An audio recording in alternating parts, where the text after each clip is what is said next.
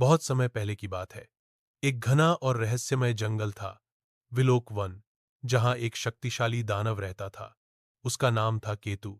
उसका शरीर विशाल था, आंखें आग जैसी और आवाज गरजती हुई। लोग कहते थे कि वह नरभक्षी है, लेकिन सच्चाई कोई नहीं जानता था। असल में केतु जन्म से दानव नहीं था। वह एक इंसान था, एक शांतिप्रिय योद्धा, जिसने अपनी जिंदगी मासूमों की रक्षा में बिताई थी। लेकिन एक रात उसकी दुनिया उजड़ गई। कालपुर नामक राज्य के राजा धृतराष्ट्र को केतु की लोकप्रियता से खतरा महसूस होने लगा। उसने षड्यंत्र रचा और केतु पर राजद्रोह का झूठा आरोप लगाकर उसे जंगल में फेंकवा दिया। उस रात केतु को जहर दिया गया था और वह मरने की कगार पर था। तभी एक रहस्यमय साधु वहां आया। वह साधु साधारण नहीं था। वह एक तांत्रिक साधु था जो जंगल में ध्यान करता था। उसने केतु की हालत देखी और उसकी आत्मा में छुपे क्रोध और अन्याय को पढ़ लिया। केतु बोला, हे साधु, तुम मुझे इतनी शक्ति दे दो कि मैं अपना प्रतिशोध ले सकूं। साधु बोला, यदि तू प्रतिशोध लेना चाहता है तो मैं तुझे शक्ति दे सकता हूं, लेकिन वह शक्ति तुझे इंसान नहीं, दानव बना देगी। केतु की आंखों में आंसू थे।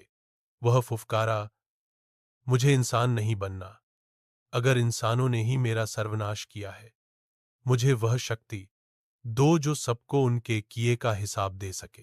साधु ने उसे एक तंत्र मंत्र से दानव बना दिया, पर एक शर्त पर। तेरी शक्ति तुझे नाश भी कर सकती है अगर तू निर्दोषों का रक्त बहाए। याद रख, तेरा गुस्सा केवल उन पर निकले जो इसके हकदार हैं।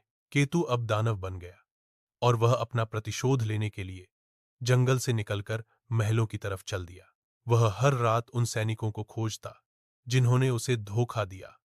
उसने एक एक करके मंत्री, सेनापति और दरबारियों को पकड़ पकड़ कर सजा दी।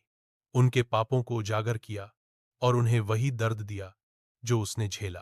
अब केवल राजा धृतराष्ट्र बचा था।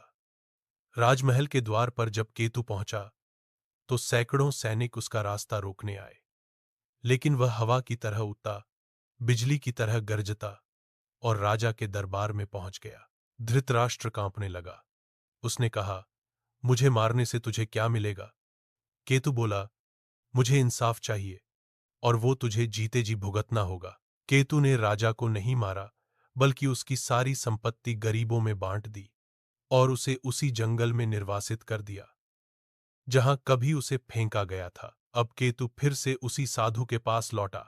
साधु बोला, तेरा प्रतिशोध पूर्ण हुआ, अब क्या चाहता है? केतु बोला, अब मैं दानव नहीं रहना चाहता। साधु मुस्कुराया और बोला, सच में जो अपने क्रोध पर नियंत्रण कर ले वही असली मानव है। साधु ने उसे पुनः मनुष्य रूप में ला दिया। केतु अब जंगल का रक्षक बन गया, एक ऐसा पूर्व दानव जिसकी आंखों में आग थी, लेकिन उसके हृदय में न्याय और प्रेम था। इस तरह की और वीडियो देखने के लिए वीडियो को लाइक करें एवं चैनल को सब्सक्राइब करें।